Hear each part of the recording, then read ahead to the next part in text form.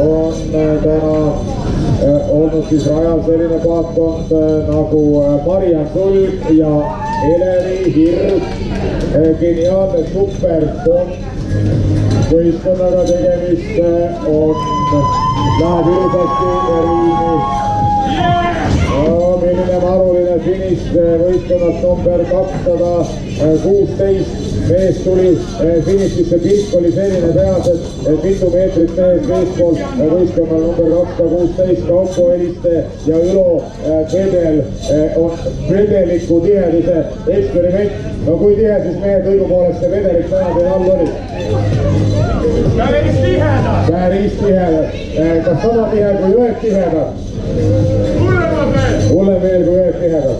Selge, aga lugupeetud siis naised ja ühesed kajakid, parimad sõu. The next competition class to award will be K1 women and the winner of the competition class Linda Densman, second place Anette Košiva-Pukovska ja kolmas koht Margit Viilep. Palume tulla autasustamisele to competition class K1 women.